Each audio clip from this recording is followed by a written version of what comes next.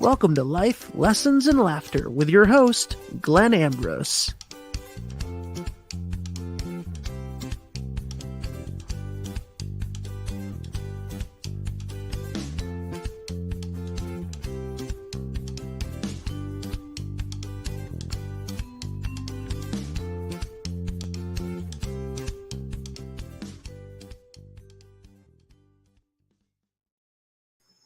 Hello, welcome to the show from the Dominican Republic in the mountains where I freaking live.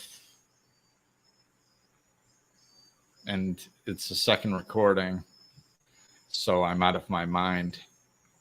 And so let's bring in Aubrey, because Aubrey's out of her mind too. Ta-da! Hello from Philadelphia. Philly, PA. It's a Philly thing. It's a Philly thing. It is. What is? It's a whole everything. That's the phrase in Philly right now. It's huge. It's a Philly thing. It's a Philly thing. Yeah, it's major. It's on T-shirts. It's everywhere. It's just a Philly. That's a good thing. saying. Yeah. Yep. It's like when people climb up telephone poles at sporting events. Like it's just a Philly thing. It's just what happens. It's a Philly here. thing. Yeah. Like you can use it for anything. It's great. It's works. bringing our city together. This is one of the few things we have, Glenn. That's all we got. Yeah. No, I like it. I like it, and I like it because, it's a little bit better because it wasn't like, it didn't have to be spawned from some tragedy, usually like Boston. It's like, what's the Boston one? It's not coming to me for like Boston Brave. Is that what it is? Like there's, because it came out of the Boston Marathon bombing. After that, they started making all these T-shirts and stuff like that, and it was kind of like that, Boston Strong. I think that's what it is. Boston Strong. I think so. It. I mean, yeah, good little. Hey, anything that's uplifting. Anything that's uplifting, positive. Bringing people together. Agreed. Yeah. Agreed. So cool. It's a Philly thing. It's a Dominican Republic thing. Well, it can't be a Dominican Republic thing because it's a Philly thing. So it's a DR thing. Yeah, we'll have to come up with something different for the DR. Really need to. It's over here, tranquilo is the big word. Tranquilo, man. Tranquilo. What does that mean? Chill. Tranquil. Just relax. Oh, wow. So I have a friend over there now in Santo Domingo. Oh yeah. Yeah. In the big city, Santo Domingo. Yeah, he loves it over there. Loves it. Yeah, I haven't been down there yet. Maybe I'm sure I will at some point. You just stay in your area. I know. That's why you went there. Yeah, know what's ironic about me traveling? I find out that I don't like traveling that much.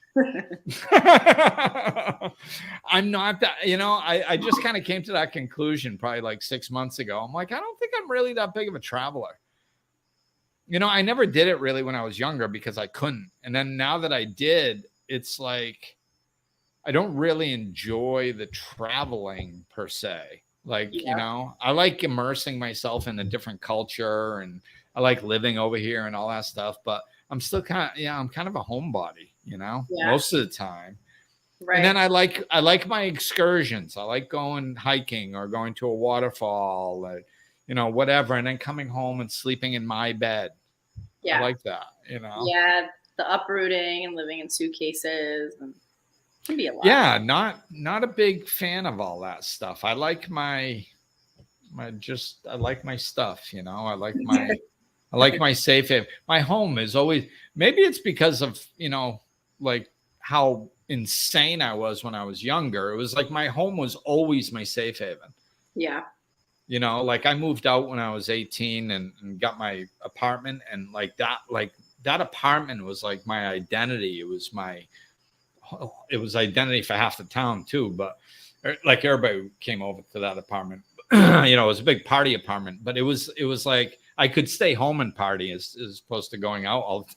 Yeah. And back then I was drunk all the time, so I like going out too. But I could always come home to my safe haven. It became my safe haven, and ever since that, it was mine. And whatever transpired there was up to me. And I loved it, and I think ever since then, it's always been like that. Even when I was still wild and crazy, like my home was always like nice, neat, calm. It was my, Yeah. Your peace. Yeah. Yeah. My safe haven, my little. Yeah. I resonate with that a lot. My tranquilo location. Yep. Yeah. I had to do it. So what are we talking about today? The number 37. Well, there it is. See, I didn't even bring it up that time. I think that counts. I think it counts. No, we're talking about the power shift that's starting to happen. And well, I almost like projected into the future of like what we're going to talk about in the podcast, and I was like, that's ridiculous. God only knows what's going to be talked about on this podcast. So like one example that I'm seeing is in the job market, and this came up with 2 or 3 different people like last week. I think it's the job market is a market. Mm-hmm. And this is why I love this example, because it's like a housing market, it's a market. So if there's like the housing market, everybody's familiar. Sometimes it's a buyer's market. Sometimes it's a seller's market. All markets are generally like that. They have that capability. Well, the job market is no different. It's just that it's always been an employer's market, for the last, I don't know, couple 100,000 years. Yeah. The boss was always in charge. Like they just had power over you, and you had to do what they said. Now what transpired if you didn't do what they said has changed a lot over the years in the work environment and in school. But nonetheless, you had to do what was said. Years ago, they'd kill you if you didn't. And then here they might fire you, and everybody, feed off people's fear and go, "Oh my God, I got fired! Oh no!" Like I can't count how many times I got fired when I was drinking. That was a Tuesday, like whatever. I mean, I'm a drunk. I can find a new job. Like surely you can. Right. So, but like, it's that, but they would feed off people's fear, and in school, it's like, they'd whack you with a freaking ruler years ago. Now they don't do that, but they make you sit in a room in school suspension, which I think I'd rather be hit with a ruler. Yeah. But whatever, it's started shifting, and we've gotten to the point now, I think, in the first time in possibly human history that dynamic is actually changing. And I think it's a precursor. I think it's a symbol of what's happening in society, and it's also a symptom of what I've talked about for the last 10, 15 years about the millennials and the job market. Everybody's I laugh at it because every generation has always done this. My grandparents' generation thought my parents were going to destroy the world. My great grandparents thought my grandparents were going to destroy the world. Like it's, every generation thinks the next generation's stupid. It's ridiculous. But the millennials were really singled out in the job market because they wanted things like a good wage. Like they didn't want to struggle, and of course people didn't see it this way. They're like, oh, they just want everything without working for it. That's not how it works. It's like, so, okay, well, if you phrase it that way, but let's phrase it another way. They would like, if they're going to go in and make money for a company with a CEO that's making $150 million a year, they would like to be able to go in, bust their ass for 8 hours a day, and be able to actually afford a 1-bedroom apartment. And maybe a simple car payment and food. That's what they're really asking for. They would like to be able to go on, have 3, 4, 5 weeks of vacation. If they're busting ass, making millions of dollars for a company, they think that they should actually be able to enjoy their lives. What audacity these ignorant sons of bitches have. You know, and like, this is, you know, I talked in the last podcast about slowing down and thinking about things. And that's what I did with the millennial things. I just slowed down. I actually did some research on millennials because I've always had kind of a business mind. And I understood that millennials were the biggest group in the population since the baby boomers that were controlling the market. And 20 years ago, the advertising and stuff was already starting to cater to them with the bigger companies because they knew that they were going to be controlling the market moving forward. And so when I learned that, I started studying the millennials. What do they want? What are they asking for? What jives with their personality? So when I started looking into this stuff, I thought about it, and I'm like, they just want to have a decent life. And we're saying, my generation is saying, you shouldn't be able to live a decent life until you've worked 10 or 20 years for a company and put in your dues. Like, what if we gave them what they want? Well, just say hypothetically, what if you could just go and actually create a good life for yourself by working and making a company millions of dollars, or hundreds of millions of dollars, billions of dollars, trillions of dollars these days? Like, why shouldn't the bottom level workers, the entry level workers, why shouldn't they be able to have a decent lifestyle? Why is it necessary that we live in a world where unless you have 20 years of experience, you have to suffer and struggle? Like, you know, it just doesn't make sense. So it's like, so this is what's happening. And what's beautiful is the millennials have been in the job market for a while. And guess what's changing? The job market. Yeah. And guess who we can thank? The millennials. You know, so and it's not, you know, it's not just the millennials, it's the spiritual shift that's happening that the millennials are a part of. Absolutely. You know, yeah. So this spiritual shift that's happening is a shift of power dynamic, and COVID was a big help for that. You know, because people get frustrated. I mean, they even came up with a term a little while ago. So many people were quitting their jobs because of COVID for one reason or another. Like either like them saying that you need to get the jab or the vaccine. I couldn't even think of the word. The vaccine. I'm like injection, jab. What's it called? Yeah, the vaccine. So like some people wouldn't get the vaccine. Or some people were so stressed out, like a lot of the nurses and stuff, that they ended up quitting. So many people were quitting their jobs that they actually came up with a term. So like that, you know, that helped. That helped, you know. So here we are now, and it's affecting the job market, and we're coming to a place like one person I know that does like nursing did got like a big bonus to just sign a contract saying she would work for them for a year. Yeah. I'm definitely staying for a year.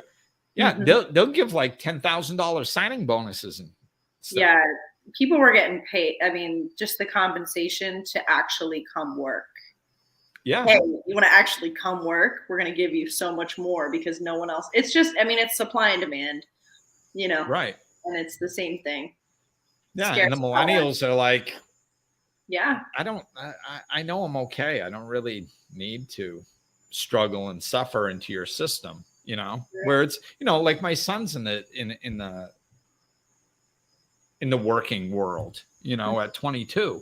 And it's like, at first you start making some serious jack, like, I mean, just $15, $18 an hour when you're a kid. Yeah. And you never worked full time before. And like, you don't have any bills, that stuff starts rolling.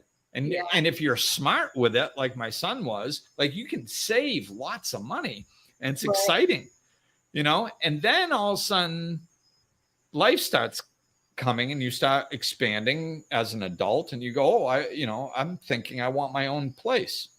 Mm-hmm. Oh, okay. You go look at a 1-bedroom apartment. Now they're like $1,200. Yeah. Like conservatively. I mean, some places they're $1,400, $1,500, $1,600. Yeah. I mean, in Philadelphia over here, it's insane. It's insane. And before COVID, they were the cheapest one I could find in a decent area. And it wasn't even a great place. It was just most likely safe. Right. That was $1,000 pre-COVID, So now it's like $1,200, $1,300. That's just for a 1-bedroom. That's just for rent. That's not including internet, electricity, your cell phone bill, a car payment, if you get a car payment, So it's what happens is you start getting pigeonholed. And now all of a sudden it's like, okay, you're making $25 an hour.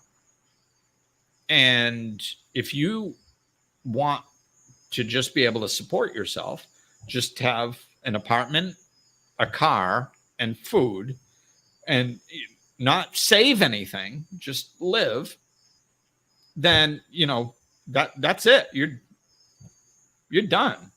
Like, that's the trap, And over here in the DR, it's the same thing. It's like over here, I think the average wage is between $250 and $350 a month. Wow. Which is US, so it's a lot lower. There's a lot less money. There's a lot more poverty over here. But like if the people make $250, well, they might be paying $150 in rent. Yeah. And it's, it's nothing like a 1-bedroom apartment in the United States. It's a shack with no hot water and maybe electricity, but they're paying $100, $150 a month and then trying to feed their family, and so it's a trap here. And some of the people over here think like, oh, the United States, like you can make, if I make $300 a month here, I can make $3,000 a month in the United States. It's like, well, yeah, that's you can, but it's going to cost you $3,000 just to live, right? It is. So that's Yep. That's the trap. And what's happening now is we're starting to break out of that because it's, the solution is built into the problem. Yeah. And greed doesn't know the term enough. So it just keeps going more, taking more. And then now people can't afford to live on what's being paid. So they're just like, okay, I just won't work. I can collect on unemployment and scrape by. Like, why bother? I'll go on government assistance and scrape by. Like, why bust my ass while they're making, $150 million a year? Yeah. And I'm over here busting my ass in a trap that I can never get out of. Yeah. So it's failing, that the model is failing in society, which is a beautiful thing. The problem is when it's still going. Right. When it's failing, this is beautiful. So now the power is shifting and we can see it in the job market. Now all of a sudden, instead of an employer market, where we have an employee market where the employee is more in control. Mm-hmm. Yep. It's supply and demand. Yep. Yeah. And and all the people, I just had this like visual flash of people like my age and older that are like the bosses that have been bitching about the millennials for the last 20 years. Mm-hmm. Refusing to open their minds and see reality, and they're like so frustrated because like they've been walking around for 20 years going, this is not how life is. It doesn't work this way. They don't understand. They're wrong. They're idiots. They're gonna get donkey kicked by life, and then they'll learn. Yep. Right? That's what they've been saying for the last 20 years. And then here we are. We're finding out that they were right the whole time. And it's a good thing for society that they're right. And they're actually helping society go in a direction where maybe the CEO makes 100 million instead of 150 million, and people can actually go on vacation once a year, like, right? Yeah. you know, and feed their families. Like, wow, what a concept. You know, thank you, millennials. Thank you, COVID. Thank you, all this stuff that's inducing this change. And they're just like, yeah, all that contrast. Yeah, and they'll like give, you know, they're not going to change. They're going to be kicking and screaming all the way to the grave. So they, you know, half of them, you know, especially the ones that are in the boss positions, because it's the whole hierarchy mentality that they bought into. Right. And probably worked their way up many years to get to where they are. And then all of a sudden the whole dynamic is folding like a house of cards. And they don't know what they're like, their whole basis on reality is just shattering, you know, which has to be very upsetting for them. Yeah. And I think it's important, you know, like, I think that people stick to their own rules they make within themselves, and then they're bumping up against it. Like, if you can't be flexible, like, if something's not flexible and you bend it, it breaks. Yeah. And the beauty, you know, you can't make this stuff up, man. It's freaking magic the way the universe works.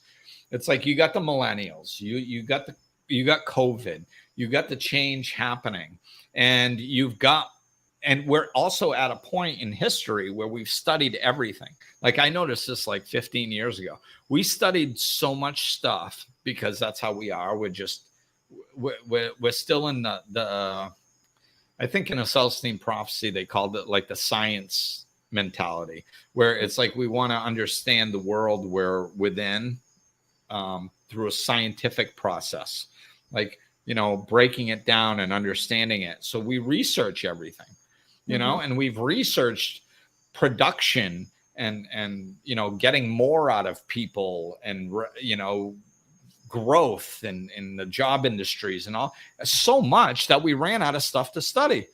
So they finally started studying happiness. Yeah. And they started studying flexibility, and they started learning what you just said. Like, if you don't flex, if you're not capable of going with the times, you're going to fail. It's going to fold, and you're going to lose. Right. So now they have, you know, like, spiritual people just kind of know this, because we look at a tree outside and we go, you know, what's interesting?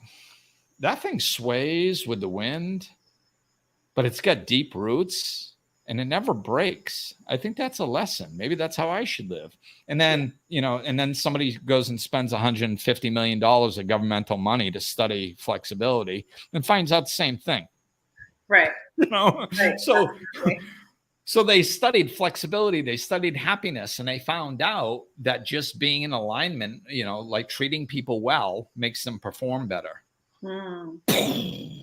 Amazing concept. Mind blowing. Really? Like, if people are happy, they work harder. If they feel valued, their production goes up.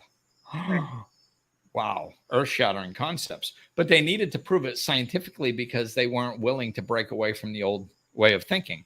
But so now it's proven. So now science is backing what the millennials are saying and ushering in.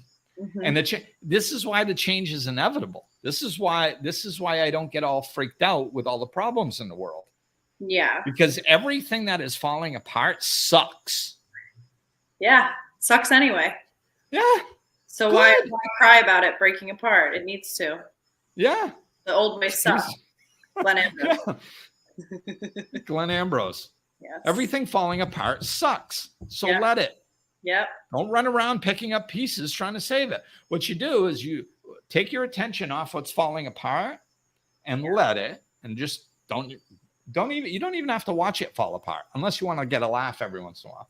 But you can just ignore that, starve that, and then feed the new paradigm. Feed what you would like to create. Feed a society where people have the bare minimum to live quality lives by going to work and busting their ass. Yeah. Yeah. Wow. What a concept. And I think a big disconnect, you know, I am a millennial, just don't tell anyone, but yeah. What? Oh, I know. Crazy. I know. Crazy concept. But just speaking from my experience and just what I've noticed, I think that my generation as a whole too just recognizes that in the workplace, the old way was trying to motivate with fear. You know, and by motivate, Yes. I mean like force you, funnel you into doing what the other person wants by scaring you. Really, that's all I mean. And you know, threats. And I think that the difference with this generation, that was my doorbell. Everything's fine. It's fine. It's okay. Sorry about that. But I think that the difference with my generation is just that like it doesn't motivate us, you know, the fear aspect of it, and it doesn't make you want to work harder. It actually goes in the opposite direction, and you're just like, I'm not dealing with this. I don't mean that as like a broad brush as a generation as a whole. Like there's a lot of people like you know, that are exceptions to the rule of your generation, where I know you're the same way. It's the same mindset though. People are just like, I'm not gonna let my life be ran by fear. And if you're going to threaten me, and if you're going to like, you know, try and force me into doing something versus motivating with love, you know, it's not going to produce the same result. And that's, you know, this is what's so beautiful about this is that's exactly it. You know, so it's like, you know, I talk about this spiritual shift that's happening on the planet, and I know half the people think I'm full of crap. Or they probably don't think I'm full of crap. They probably go, "Oh, that's a nice thought," but no, it's like literally happening. It's literally happening, and I see it all the time in all different ways, all over the world. It's like, and you know, if you start looking for it, you'll start seeing it. And instead, you know, a lot of people are just paying attention to what's falling apart. So they're just, you know, because that's what's on the news, and that's what's fed into the social media, and what's fed into everything else online. You know, they just pump that stuff out there. Like I don't take what's pumped, because I don't like it's there. I'm aware of it, like because it's pumped so much. So of course I'm aware of what they want me to see. But like if I get curious about something, I research it on my own. Like I'll actually search, you know, specific things, and then the information pops up right there. It's like, oh yeah, it's right there. It's like, yeah, this isn't on, you know, they're not advertising it because they don't want to advertise it. Everybody that has the money and the power, how did they get the money and the power? Through fear. So they don't want you hearing things that aren't fear-based. How is that going to benefit them? Yeah. You know, it's not. So they suppress it. And it's not like like I've literally been censored myself. You know, like I've seen it. I have, you know, I'm on social media for my business. So I have seen what happens when you talk about spirituality. Boom, gone. Like people don't see it. Oh, and I know what you're talking about. The logarithms and stuff. Like they kick stuff out that has certain things. Bless you. Thank you. There's a lot going on over here. It's a lot going on. There's just like a lot. I don't know what's going on. Thank you. But yeah, you know, so it's I just get caught up with a lot going. You just made me laugh. Now I lost my train of thought. Yeah. Yeah. What the hell was I saying? We're talking about how social media and Facebook kind of filter out with the algorithm. I mean, when COVID hit, you know, I shared that I had taken Cambo over here, which is, frog medicine, which is an immune system booster. Mm-hmm. I talk about it on social media, and somebody's like, hey, like, wow, that's interesting. How can I find out more? I go to post videos explaining what Cambo does. It gets blocked. I can't even post it. So I'm like, oh, I'll send it to them in a message. I can't. It's blocked. They're blocking natural immune system boosters. Unreal. Why? Because they don't want people, like, and let's just say, for the sake of argument, that you don't believe me. Oh, come on, Glenn. Okay, well, so all the stuff that went out during COVID, show me the articles and the posts that anybody put out that's in charge that said anything about caring for your immune system in any way, shape, or form. Thank you. Eating vegetables, it was, going out and getting sunlight. So frustrating. Anything. Yeah, I mean, the closest was learning how to wash your hands. I think. I think that was probably the closest. It's the happy birthday song. You gotta wash them to the happy birthday. And they were doing that before COVID. Yeah, I remember. I walked into. I had a job before. Well, this was probably like 14 years ago or something. Mm-hmm. And I had this job, and I went into the bathroom, and it was literally a sign explaining how to wash your hands. And like the length of the birthday song and all this stuff, and wow. First water and then soap, and wow. then like the whole breakdown. And I was like, oh my God. Like yeah. I think I was like 40 at the time or something. Wow. And I'm like there's literally a sign teaching people how to wash their hands in a workspace. Listen, what does this world come to? Like, it's funny. After everything with that, the hand washing thing stuck, and it's funny. I have an Apple Watch, right? And when I wash my hands, my watch detects that I'm washing my hands, and it does a countdown. It does a countdown. And listen, it's crazy.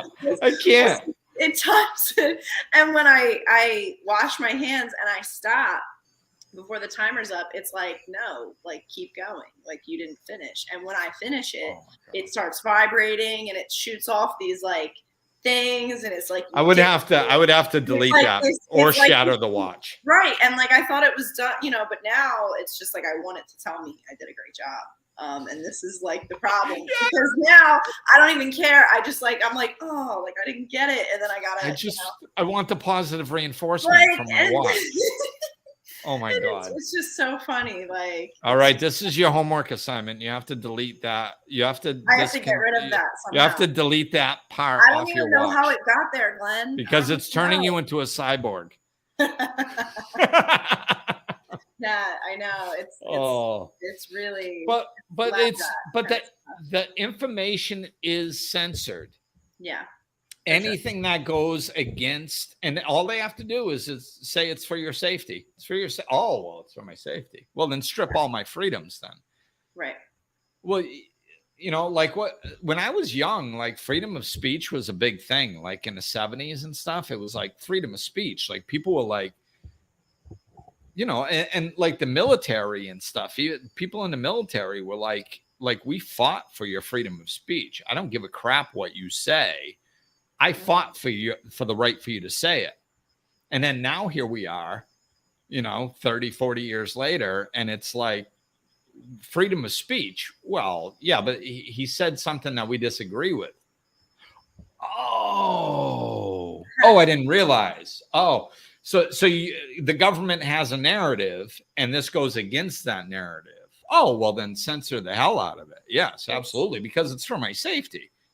Oh, well, they care about me. They love, I'm not going to look at the 150 million things that they've done to fuck society over the last 200 years. I'll just disregard that.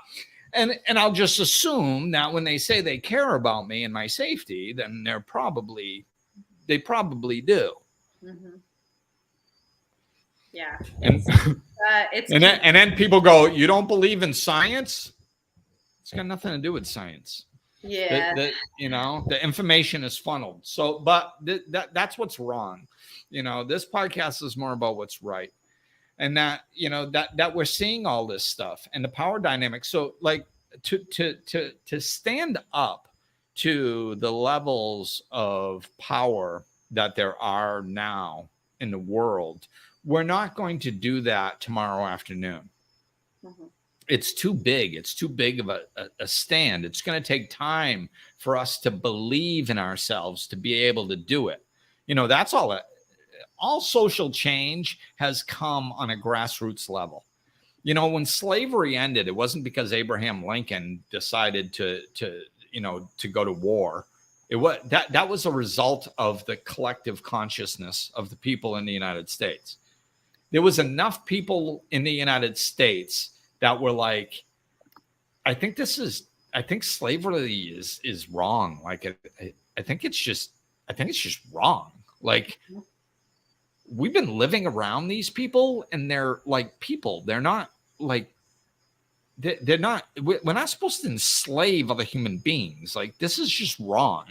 And when enough people's minds, because sadly enough, prior to that, the mass consciousness actually thought that was appropriate. How that happened, I have no idea. But I wasn't alive back then. That I can remember. So over time, what happens is people start shifting their consciousness, and that's what's happening now. So this is what's happening in the work environment.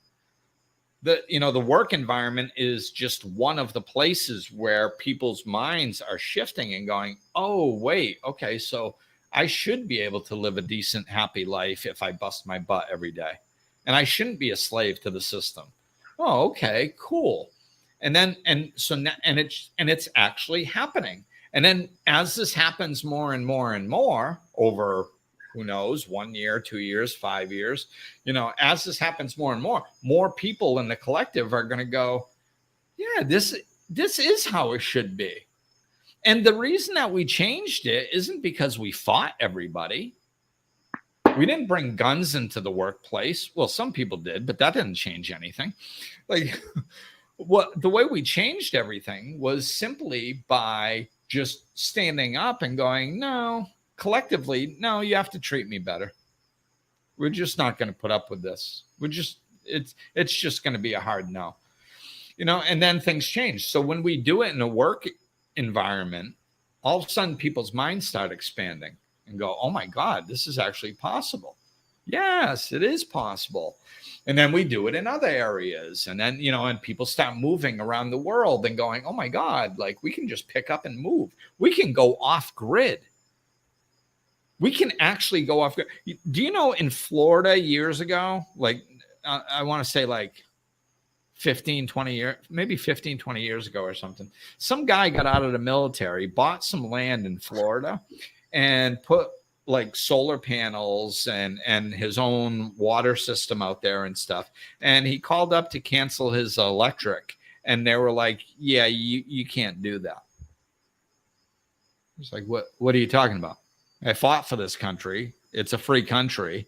I bought my land. I don't need your electricity. They're like, yeah, you can't do that. You have to be on the grid.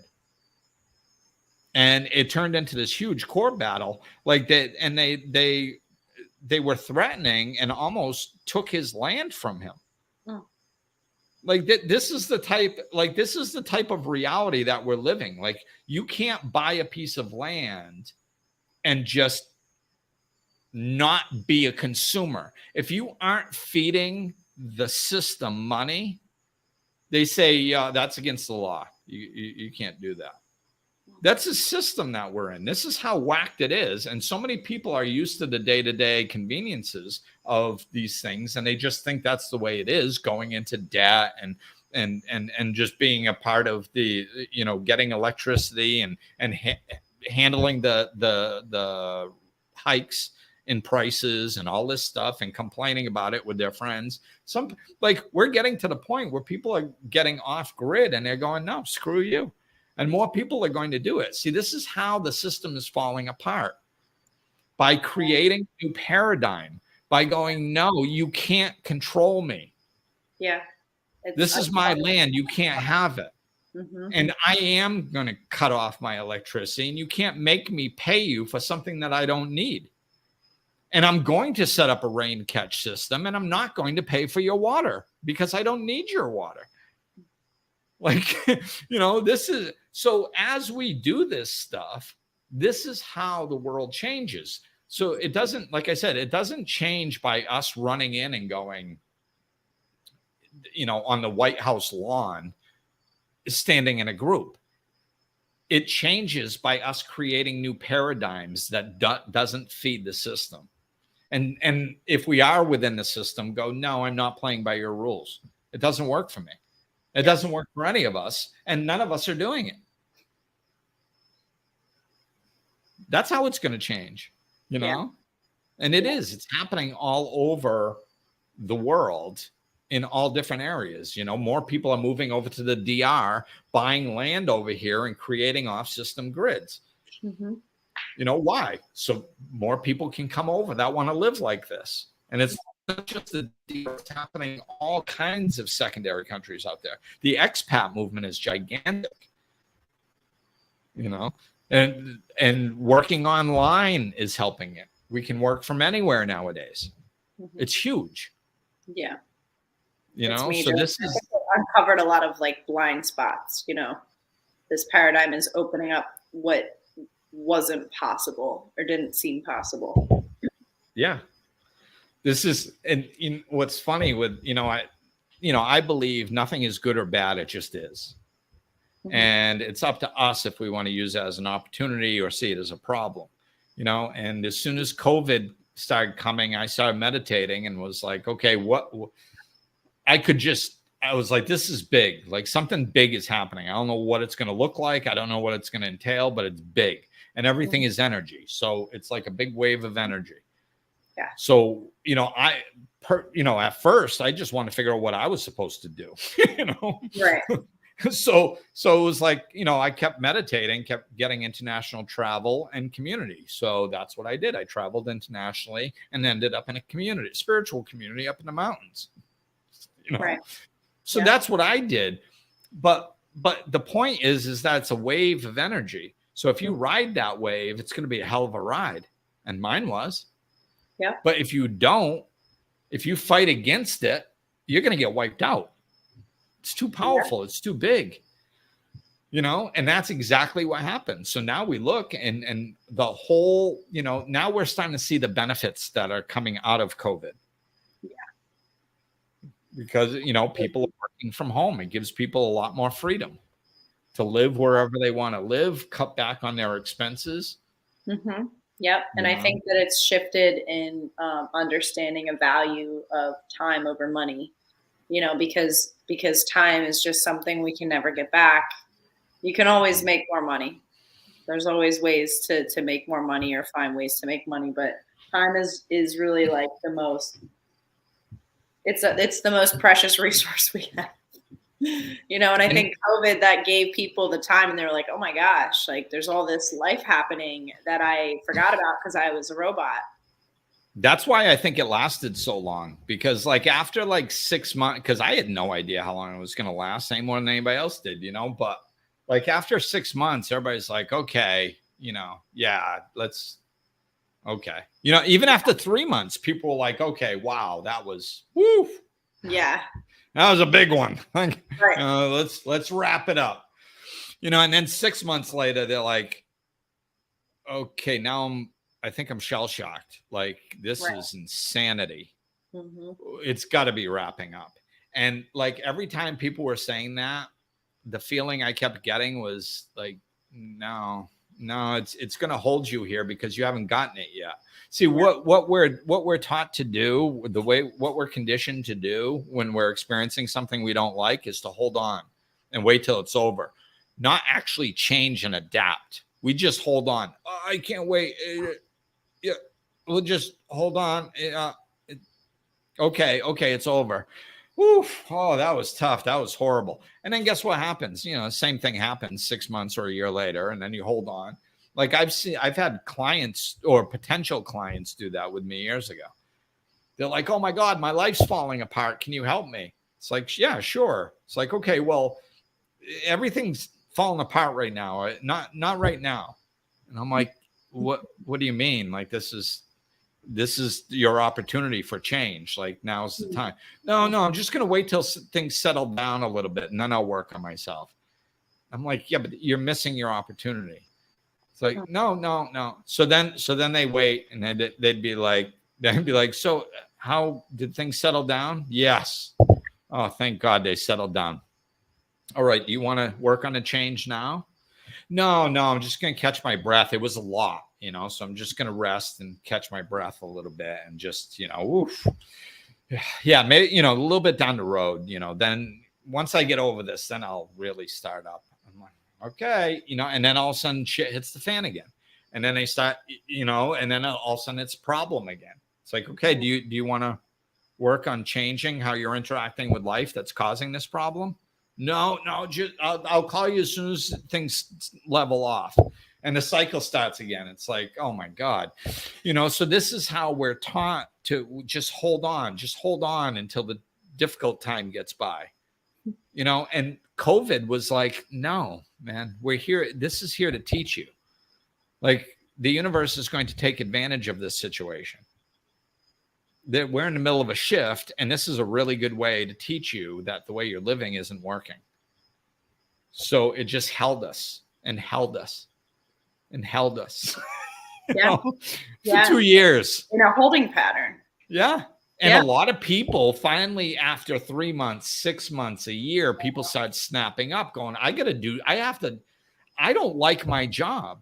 Like, I don't like my life. I don't like what I'm doing on a day-to-day basis. I never have fun. I need to go start having fun. Some people decided.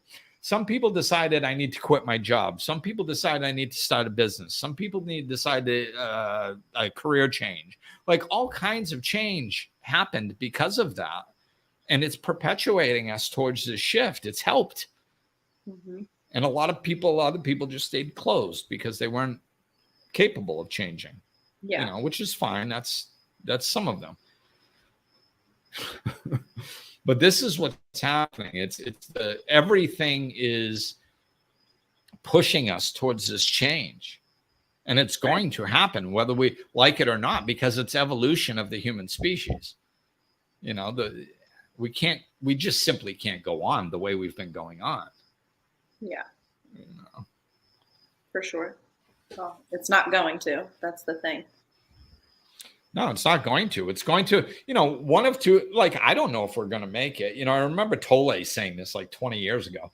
Tolle was like, yeah, it's kind of like a race, it's like we're trying to awaken as a species because we have to. Now, is it going to work? I don't know. Like, we have free will. It's up to us. Yeah.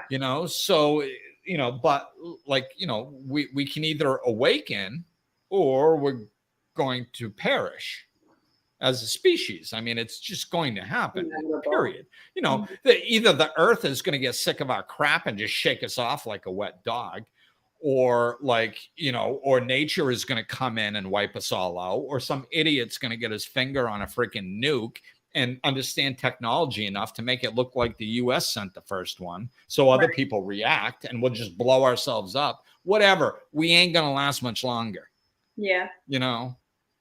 And or people are just going to suffer enough where they're just going to go after the higher ups.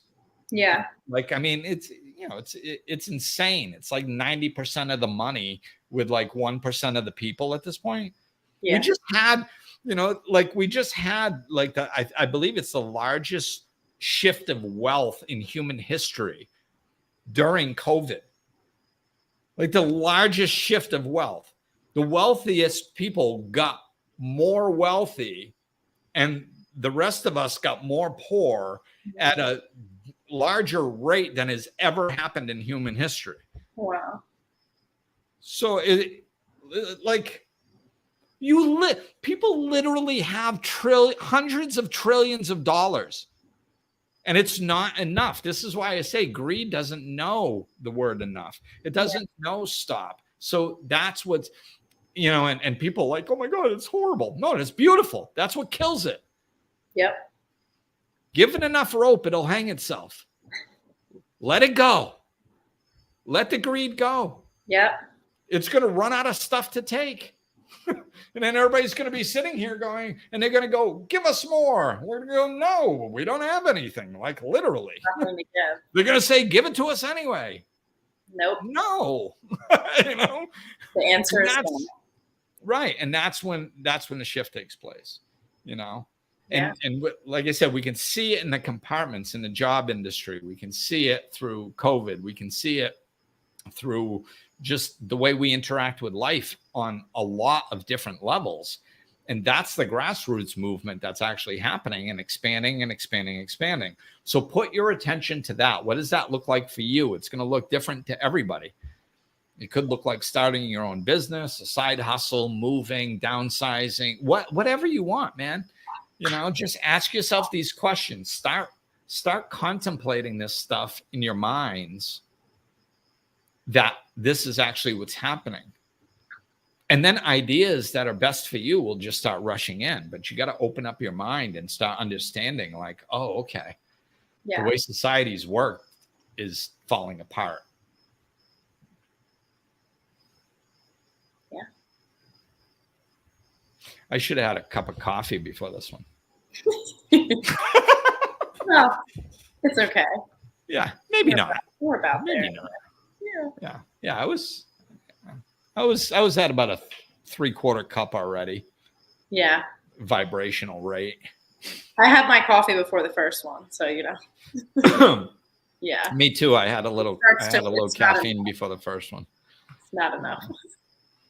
It's never enough. I have an intermission. It is never enough. The limit doesn't exist for caffeine, not for me.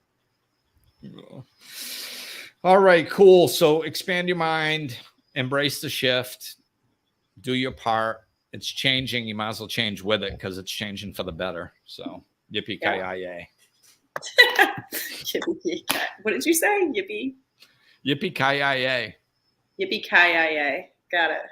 Yeah, I think that's well, not originally, but people know it, I think, from Bruce Willis in the Die Hard movie. Yeah. That's what it is. That's what it is. So there's a shout out to Bruce. Bruce is not doing well these days. I saw recently. Oh. So yeah. So but hey, he brought a lot of entertainment for a lot of years. So kudos to him. Yeah. All right, peeps. All right, Aubrey. Thanks for listening. Thanks for watching. We will talk with you soon. I'm gonna end this puppy. Good night. Looking for more? Check out over 200 episodes of Life Lessons and Laughter, or click the link in the description of this episode to connect with Glenn directly.